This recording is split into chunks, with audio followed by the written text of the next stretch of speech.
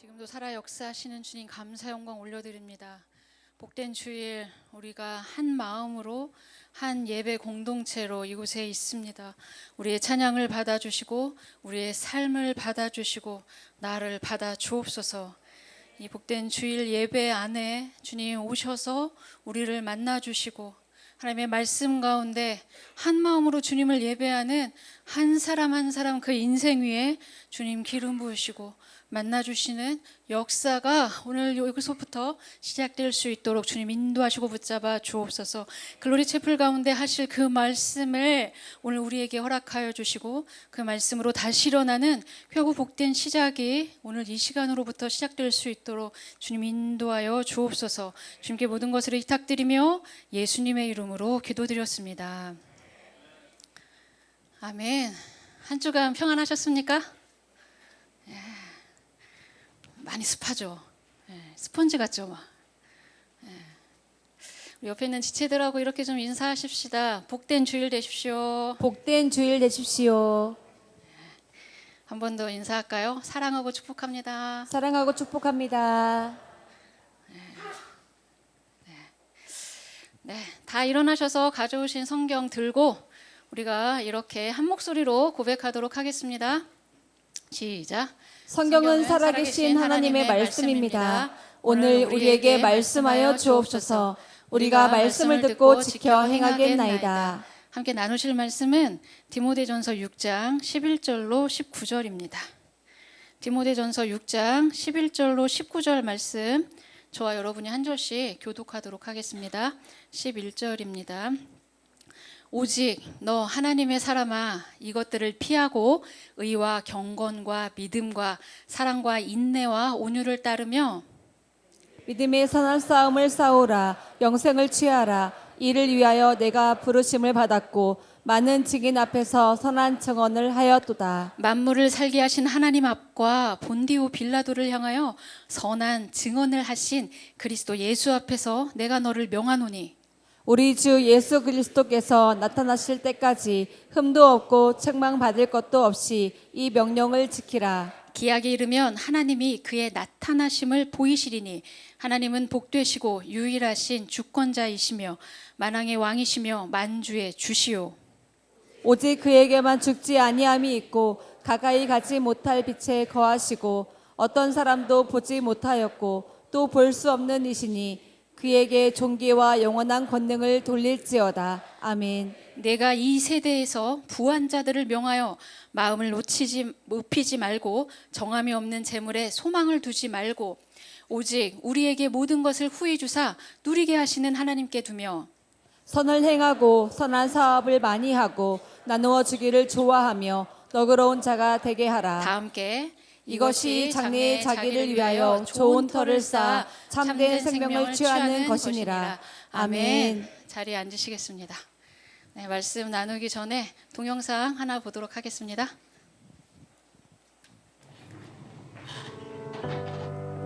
It's easy to put people in boxes.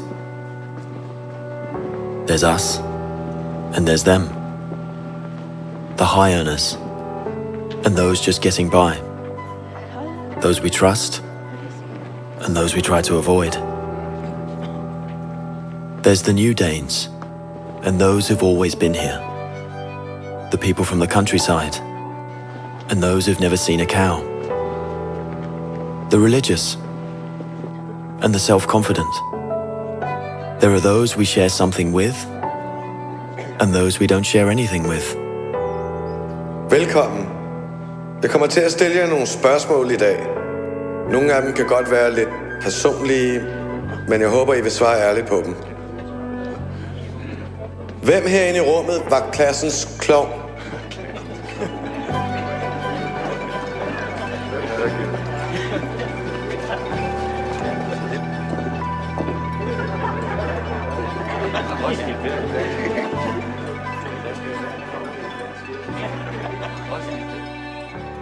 Hvem er bonusforældre?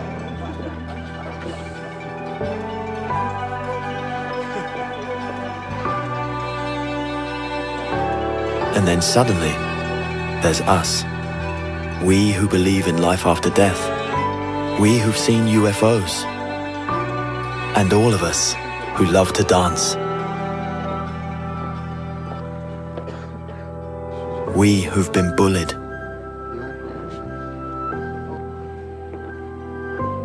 And we who've bullied others.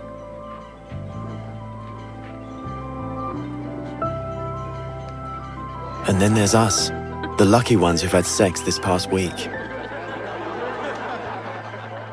We who are broken-hearted.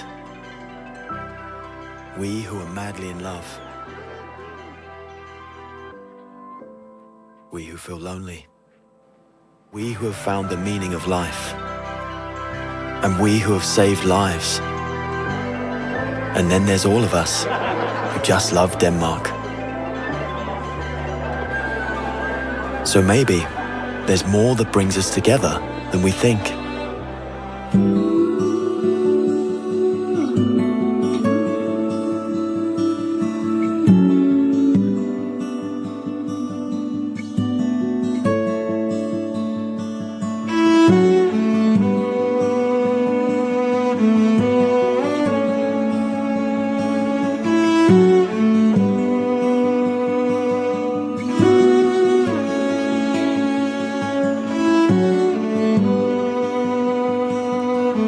세상에는 사람들을 나누고 분류하는 여러 가지 기준들이 있잖아요.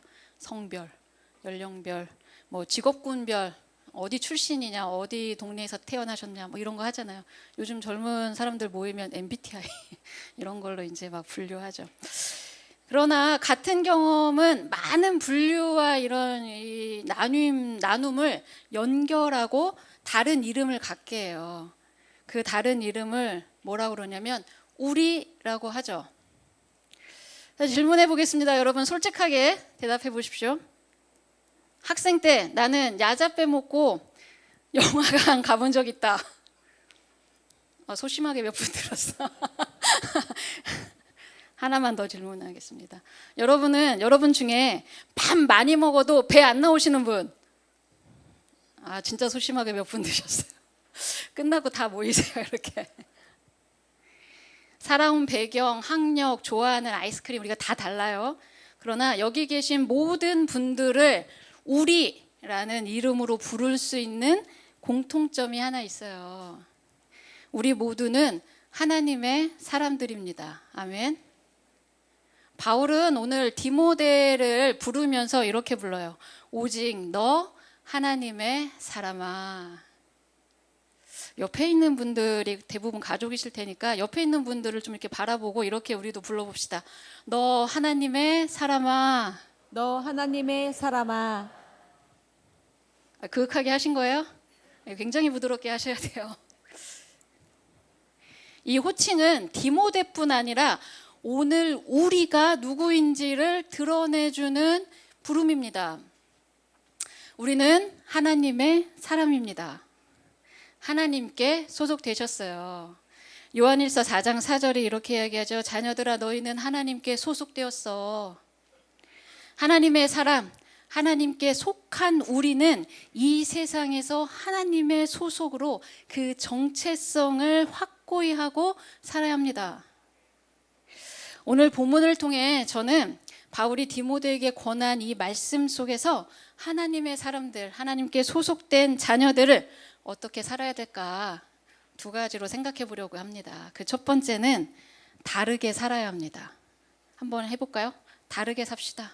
다르게 삽시다. 본문 12절이 이렇게 돼 있었어요. 믿음의 선한 싸움을 싸우라, 영생을 취하라. 이를 위하여 네가 부르심을 받았고 많은 증인 앞에서 선한 증언을 했다. 하나님께 부름받은 사람들은 이전과는 정말 다른 삶을 살아야 합니다. 이제 우리는 그리스도 안에서 관계적인 존재로 부름받은 사람입니다. 에베소서 2장 19절은 우리의 상황을 이렇게 이야기했죠. 오직 성도들과 동일한 시민, 하나님의 권속이 되셨습니다. 하나님의 가족입니다. 라고 이야기해요. 전혀 다른 다양한 사람들이 그 부르심을 따라 신앙생활을 하죠. 그러다가 문득 옆에를 바라보면 뭐가 보입니까? 교회 생활하고 신앙생활 하다가 문득 고개를 들어서 옆에를 보니까 나랑 똑같은 사람들이 있어요. 똑같이 하나님을 어떻게 만나야 될지, 신앙생활 어떻게 하면 잘할지, 아이들 어떻게 키우면 잘 키우는 건지 항상 고민하는 나랑 똑같은 우리가 옆에 있다는 겁니다. 이 사람들 우리가 뭐라고 그래요? 영적인 가족이다라고 부르죠. 제각각 다양한 각자는 그리스도 밖에서 수많은 다양한 경험을 갖고 살아왔지만 이제 예수 그리스도의 십자가 사건을 받아들이면서 우리는 우리가 되었습니다. 또한 우리는 우리를 부르신 그 분으로 말미암아 우리가 됩니다. 오늘 본문 13절이 이렇게 되어 있어요. 만물을 살게 하신 하나님 앞과 본디오 빌라도를 향하여 선한 증언을 하신 그리스도 예수 앞.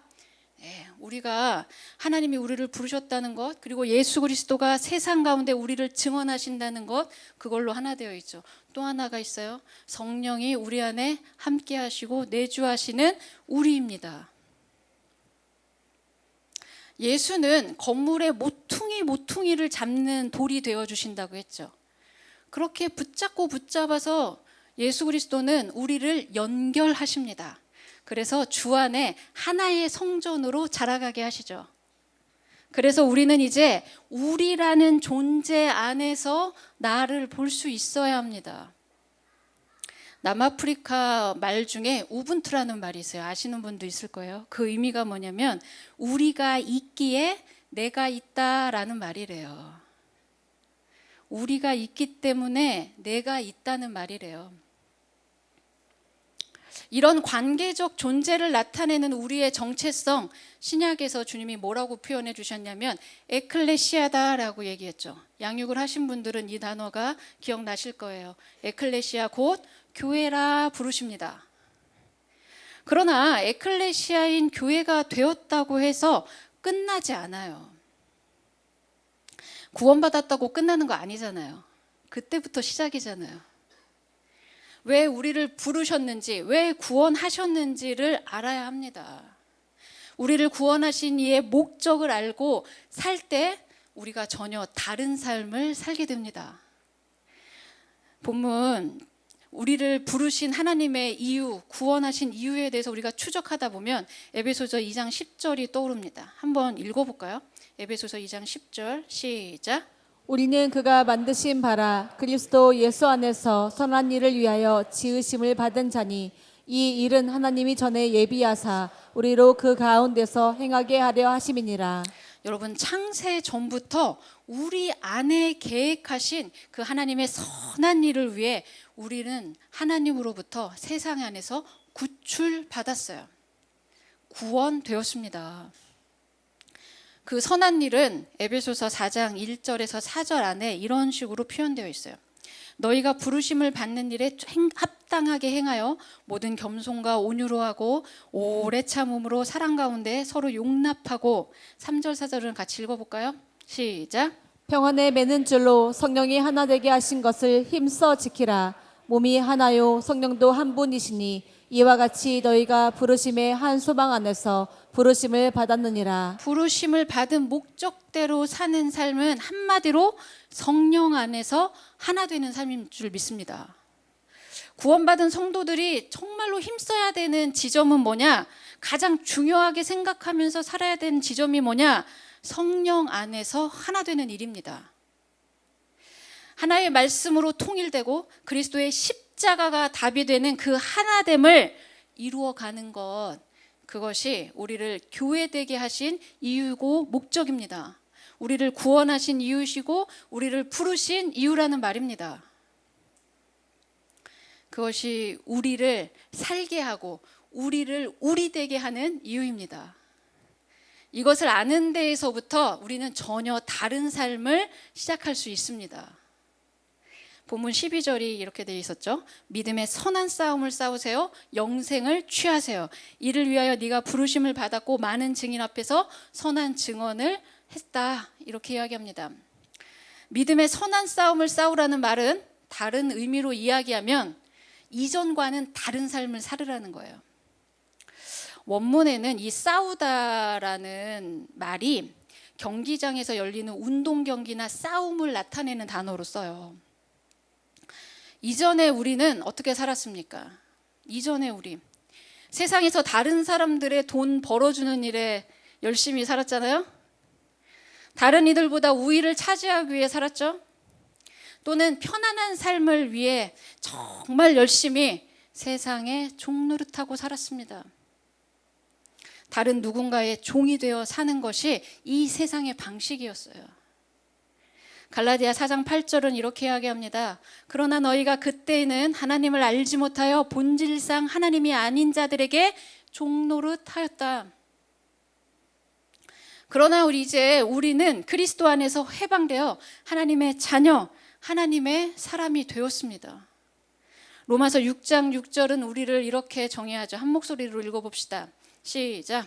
우리가 알거니와 우리의 옛사람이 예수와 함께 십자가에 못 박힌 것은 죄의 몸이 죽어 다시는 우리가 죄에게 종노릇하지 아니하려 아멘. 하느니 우리는 예수 그리스도 진리이신 예수님으로 말미암아 이제 자유케 되었습니다. 요한복음 8장 32절이 이렇게 선언했었죠. 진리를 알지니 진리가 너희를 자유케 하리라. 아멘. 진리이신 예수 그리스도, 그 진리의 말씀이 들려지고 깨달아지면 과거의 옛사람으로부터 종노릇하던 나는 자유함을 얻게 되는 줄 믿습니다. 그러니 이제 그 그리스도 안에서 얻은 자유와 진리를 깨닫게 된 그 변화를 믿음으로 굳게 싸워서 지켜야 될 줄 믿습니다. 우리에게 영원한 생명이 시작되었음을 굳게 잡으셔야 합니다. 본문 12절에 있는 영생을 취하라는 말은 영생을 얻기 위해서 노력하라는 말이 아니에요. 이 언어는 취하라는 말은 강하게 붙잡으라는 의미입니다. 여러분이 하나님의 자녀가 되었고 새로운 이름을 갖게 된 존재라는 것을 이제 믿음으로 굳게 붙잡고 살라는 말입니다. 우리가 교회이고 각자는 다르지만 그리스도 안에서 하나의 교회됨을 여러분 굳게 잡으셔야 합니다. 내가 하나님의 사람이고 하나님의 자녀임을 믿음으로 굳게 잡으셔야 됩니다. 아멘. 이것은 오늘 여러분의 도덕적인 상태를 평가하는 말이 아닙니다. 본질적인 변화의 상태를 의미하는 것입니다. 다르게 살아야 돼요. 다른 시각을 가지셔야 돼요. 세상에 종노릇하던 그 삶을 벗고 옛사람 벗고 진리의 말씀이 깨닫게 하시는 대로 그 성령의 인도하심을 굳게 붙잡고 믿음으로 사는 삶, 이것이 다르게 사는 방식인 줄 믿습니다. 그러나 그렇게 매주일 결단은 하지만 여러분의 현실은 어떠신가요? 뭐 달라지는 게 있으신가요? 없습니다. 우리는 또 내일 아침 열심히 또 우리의 직장으로 가야 되죠. 오늘 밤에 가셔야 되는 분들도 있죠. 벌써 또 월요일이야. 언제 주말 오나 이러고 또 일주일을 열심히 살아야 되죠. 그러나 여러분 기억하십시오. 우리는 달라졌어요. 삶의 모습은 그대로이지만 우리의 정체성은 달라졌습니다. 매일 반복되는 일상이지만 세상을 대하는 우리의 가치관은 달라졌습니다. 세상을 따르던 옛 나는 이미 십자가에 못 박았습니다. 이제 우리로 사는 나는 그리스도 안에서 사는 새 사람입니다. 아멘. 하나님의 사람입니다. 그러니 강하고 담대하고 두려워하지 마십시오. 누가 세워보았는지 성경에 두려워하지 마세요라는 말씀이 366번이나 나온대요. 365일 동안 일단 두려워하지 마세요. 매일 강하고 담대하세요. 한 번 더 남았어요. 언제? 치고 들어올 때. 예수성이 올라올 때 내 영혼의 선포가 필요해요. 두려워하지 마. 주님이 나의 주인이셔. 여러분 믿음의 선한 싸움을 계속 싸우고 전혀 새로운 이름 하나님의 사람이 되십시오. 하나님이 우리를 그렇게 보십니다. 너 하나님의 사람아. 너 하나님의 사람아. 전혀 다른 삶을 선택하는 저와 여러분 되기를 축원합니다. 두 번째로 계속해서 이렇게 새로운 이름으로 살려면 특별하게 살아야 합니다. 한번 해볼까요? 시작. 특별하게 살아야 한다. 특별하게 사셔야 됩니다. 부르심으로 다른 삶을 살기로 했다면 이제 특별한 삶 사셔야 돼요. 부르심은 보내심의 자리에서 확인됩니다. 11절에 이렇게 되어 있어요. 한 목소리로 다시 읽어봅시다. 시작. 오직 너 하나님의 사람아, 이것들을 피하고 의와 경건과 믿음과 사랑과 인내와 온유를 따르며. 여러분, 하나님이 여러분을 부르셨다면 이제 보내신 삶의 자리에서 우리는 어떻게 살 것인가를 날마다 점검하셔야 합니다. 바울은 부름받은 하나님의 사람들에게 이런 것은 피하세요, 또 이런 것은 따르세요 라고 도전하죠. 에베소 교회는 당시 몇 가지 문제점들이 있었어요. 그 중에 하나는 거짓 교사들의 가르침이 교인들 사이를 분열시키는 일들이었습니다. 그들의 특징이 무엇인가? 오늘 본문 6장 3절 이하에 이렇게 되어 있어요. 누구든지 다른 교훈을 하며 바른 말 곧 우리 주 예수 그리스도의 말씀과 경건에 관한 교훈은 따르지 않았고 그는 교만하여 아무것도 알지 못하고 변론과 언쟁을 좋아했더라 라고 되어 있어요. 그들은 교만해서 알지 못하면서도 그들의 지식을 막 주장하면서 사람들과 무의미한 논쟁하는 것을 즐겼다는 거예요. 아, 얼마나 시끄러웠겠어요. 그 사람들 있으면 이렇게 막 피하고 싶어지는 그런 사람들이었던 것 같아요. 다른 특징은 무엇인가? 6장 4, 5절이 이렇게 되어 있어요. 이로써 투기와 분쟁과 비방과 악한 생각이 나고 마음이 부패하여지고 진리를 잃어버려 경건을 이익의 방도로 생각하는 자들의 다툼이 속출했다고 되어 있습니다. 이 거짓 교사들의 특징은 한마디로 경건을 이익의 방도로 생각했다라고 되어 있어요. 무슨 말입니까? 경건을 이익의 방도로 생각했다. 신앙생활하는 목적이 물질에 있었다는 거예요. 여러분, 요단강으로 좀 잠시 가봅시다. 요단강에 구약의 선지자를 연상시키던 한 남자가 나타났었죠. 침례자 요한입니다. 사람들은 요한의 침례를 받으려고 거의 오픈런을 마다하지 않았던 것 같아요. 굉장히 마음이 상한 사람들, 심령이 상한 사람들이 요한의 메시지에 완전히 꽂혔죠. 여러분이 잘 아시는 예수님의 12제자 중에 많은 분들이 그 오픈런에 끼어 있었어요. 갈릴리에 사시던 어부들인데 요단강까지 내려와서 그 침례 받으려고 했었죠. 그런 심령이 가난한 자들에게 요한은 회개의 열매를 맺으려면 3가지를 하라고 도전해요. 누가복음 3장 11절 이하에 보면 사람들이 와서 물었어요. 어떻게 해야 되냐? 그러자 옷 2벌 있는 자는 옷 없는 자에게 나눠줄 것이요 먹을 것이 있는 자도 그렇게 하세요. 그 줄에 있던 세리들이 질문하죠. 우리는 어떻게 해야 됩니까? 세리들에게 뭐라고 그럽니까? 부과된 것 외에는 거두지 마세요. 군인들도 질문했어요. 우리는 어떻게 해야 됩니까? 사람에게서 강탈하지 말고 거짓으로 고발하지 말고 받는 급료 족한 줄 아세요. 여러분, 3가지의 공통점이 무엇으로 보이십니까? 돈이나 소유물에 대한 것이었어요. 이상하죠? 사람들은 영적으로 변화되려면 어떻게 해야 되느냐? 내가 영생의 삶을 살려면 어떻게 해야 되느냐? 내가 예수님, 하나님 만나려면 다시 구원받으려면 어떻게 해야 되느냐? 이런 질문을 했는데 요한은 무슨 얘기예요? 당신이 갖고 있는 돈과 소유물 제대로 다루셔야 됩니다 라고 얘기하는 거예요. 여러분, 삭개오 기억나세요? 삭개오는 예수님이 자기 집에 와서 식사하시자 너무나 기뻤어요. 그러니까 너무 흥분했던 것 같아. 그래서 시키지도 않은 결정을 합니다. 누가복음 19장 8절이 이렇게 되어 있어요. 한 목소리로 읽어보겠습니다. 시작. 삭개오가 서서 주께 여짜오되 주여 보시옵소서 내 소유의 절반을 가난한 자들에게 주겠사오며 만일 누구의 것을 속여 빼앗은 일이 있으면 내 갑절이나 갚겠나이다. 이렇게 결정하자 예수님이 뭐라고 하십니까? 누가복음 19장 9절 이하에 오늘 구원이 이 집에 이르렀으니 이 사람도 아브라함의 자손이야. 인자가 온 것은 잃어버린 자를 찾으려 함이야. 아멘. 여러분, 돈에 대한 달라진 태도는 우리의 변화를 입증해주는 한 가지 방편인 줄 믿습니다. 부르심은 우리의 삶의 자리, 보내신 자리의 삶으로 입증되는 거예요. 구원의 확증은 말이 아니라 삶의 변화로 드러나는 겁니다.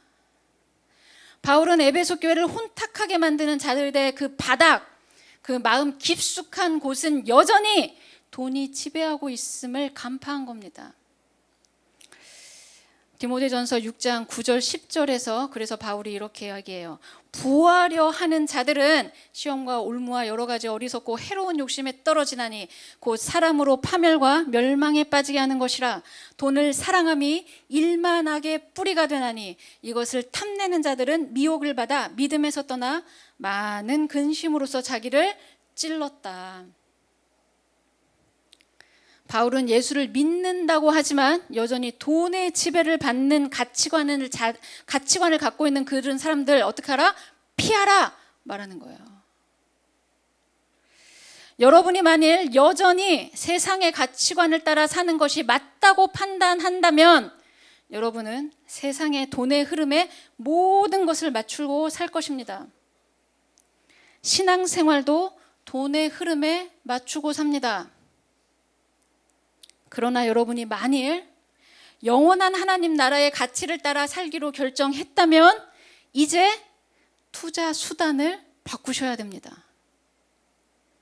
우리가 가진 모든 자금과 방식을 이 땅에서 하늘로 옮기실 때가 되었습니다. 예수님은 최고의 투자처를 우리에게 뭐라고 조언하시냐? 마태복음 6장 20절이 이렇게 돼 있죠. 한 목소리로 읽어봅시다. 시작. 오직 너희를 위하여 보물을 하늘에 쌓아두라. 누구를 위하여? 남 얘기하지 말고 누구를 위하여? 나를 위하여 그렇게 하라는 거예요. 그러나 이것은 바로 언제나 변함없이 하나님의 영광이라고 이야기하지만 결국은 우리의 유익을 위한 것이라고 이야기하십니다. 다른 사람을 위한 것이 아니라는 거예요. 부르심을 받은 하나님의 사람들은 이 지점에서 특별한 삶을 시작하실 수 있습니다. 여러분, 주님이 말씀하시는 보물이 뭘까요? 랜디 알콘 목사님은 하늘에 쌓아둘 수 있는 보물은 권세, 소유물, 기쁨이라고 표현합니다. 우리에게 주신 소유물을 하나님은 넘치도록 후히 쓸 수 있도록 계속해서 공급하시는 공급자이십니다. 우리는 그걸 쓸 수 있는 권세와 권리가 우리에게 주어진 사람들입니다. 아멘. 하나님은 한계가 없이 우리에게 쓸 것을 무한 공급하세요. 우리가 가진 소유물은 하나님의 공급 물들입니다. 여러분 제발 헌금하실 때 그 헌금으로 하나님을 구제하려고 하지 마십시오. 하나님의 그 공급하심을 안다면 우리 삶의 결론은 무엇인가? 기쁨이 돼야 될 줄 믿습니다. 여러분의 헌금은 그래서 특별한 삶을 위한 특별 헌금으로 쓰여져야 되고 그렇게 드려야 될 줄 믿습니다. 보내신 자리에 선하게 사용되도록 여러분의 소유물, 재능, 시간, 인생, 물질 흘려보내십시오. 여러분에게 주신 보물을 특별한 삶에 사용하시라는 말씀입니다.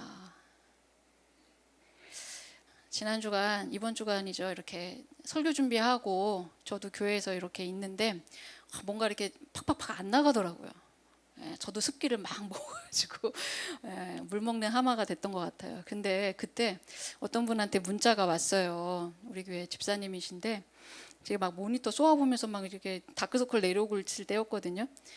교회 학교 캠프를 위해서 내가 이거 섬기려고 목사님 지금 이틀간 연차로 이렇게 한 번에 휴가 내는 거 우리말로 쇼부를 봤대요, 사장님하고.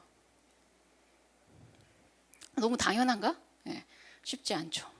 그 대신 스스로가 그 사장님한테 이렇게 조건을 내밀었대요. 업무 지장 없도록 하겠다. 진행되는 일정 차질 없이 할게요. 이렇게 스스로가 이렇게 딱 조건 내걸고 이틀 이렇게 연차 받아가지고 캠프 가겠다고 이렇게 했대요. 제가 정신이 번쩍 들었어요. 그 집사님한테 제가 이렇게 문자했어요. 집사님, 저 더 열심히 살게요. 여러분, 바울은 에베소 교회에 이미 부자였던 성도들에게 17절에 이렇게 얘기해요. 내가 이 세대에서 부한 자들을 명하여 마음을 높이지 말고 정함이 없는 재물에 소망을 두지 말고 오직 우리에게 모든 것을 후히 주사 누리게 하시는 하나님께 두라.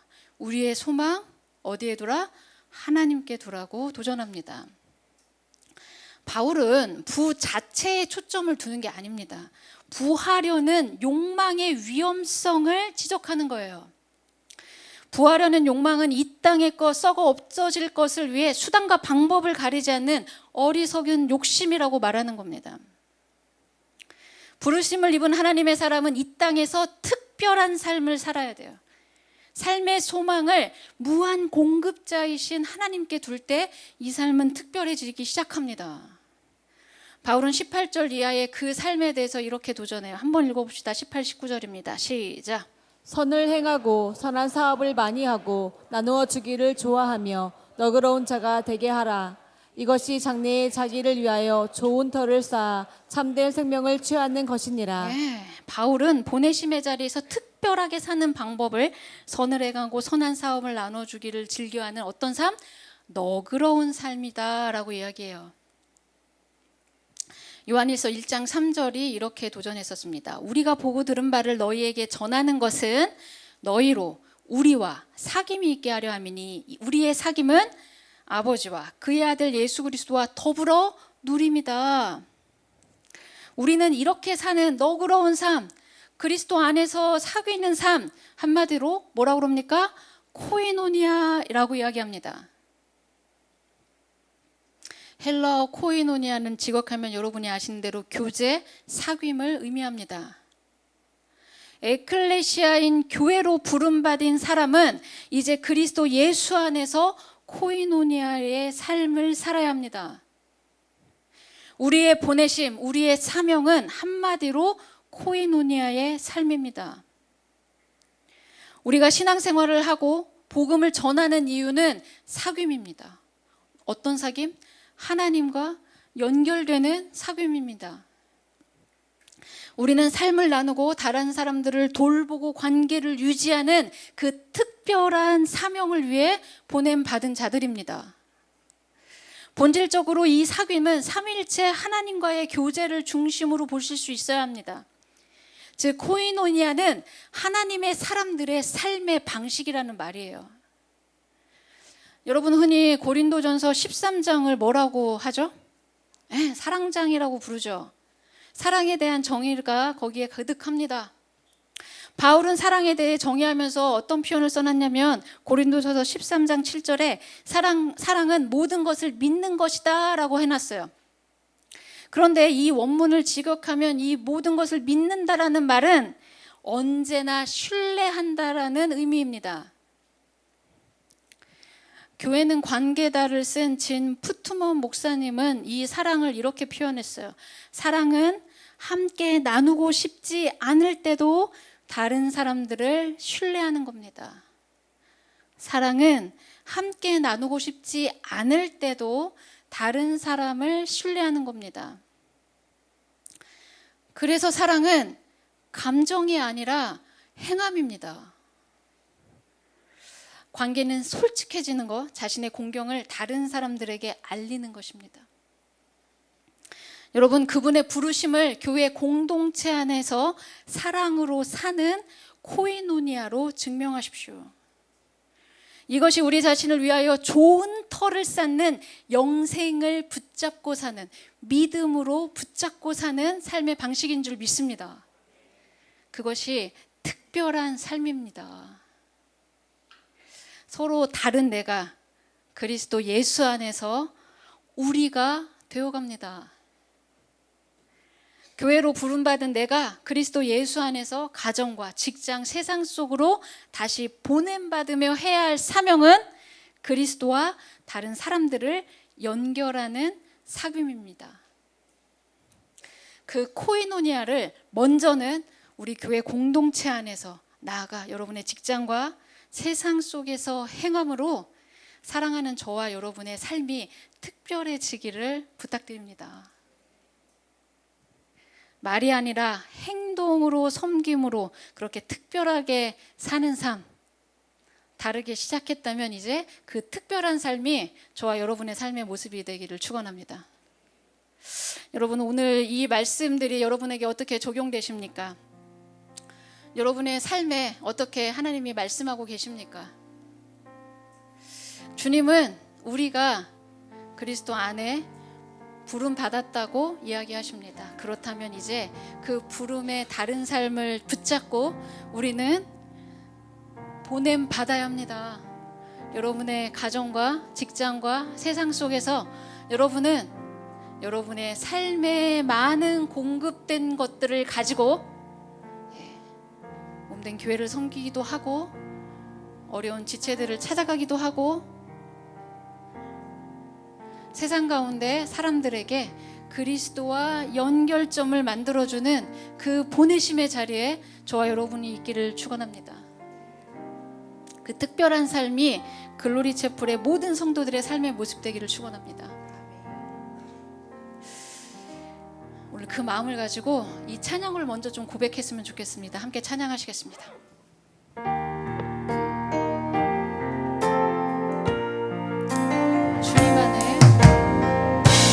주님 안에 우리 하나 모습은 달라도 예수님 한 분만 바라네.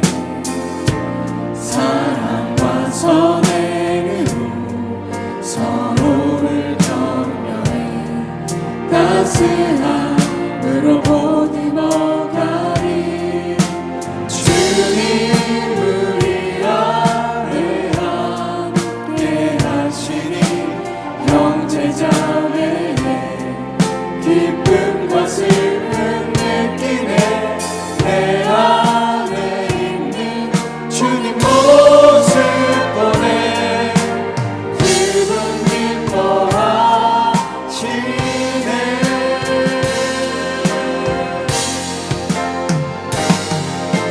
주님 우릴 통해 계획하시니 부족한 입술로 찬양하게 하시니.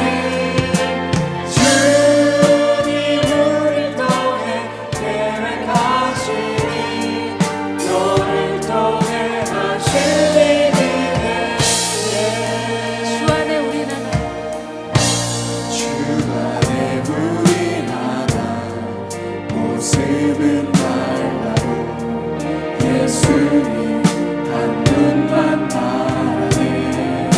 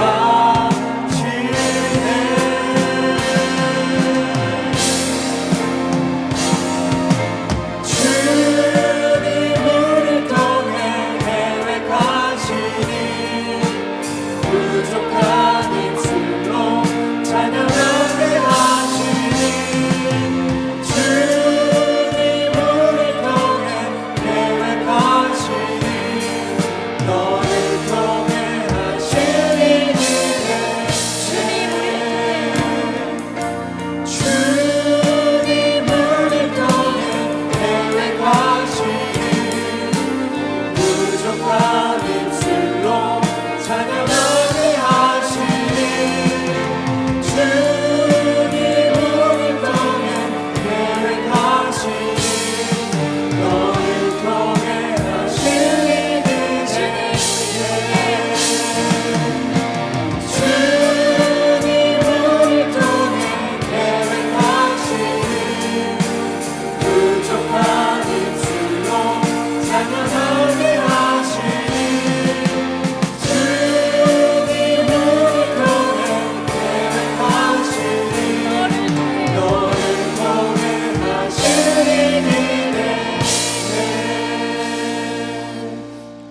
주님은 창세로부터 우리 한 사람 한 사람 이름 생명책에 기록하시고 하나님의 방법과 방식으로 우리를 부르셨습니다.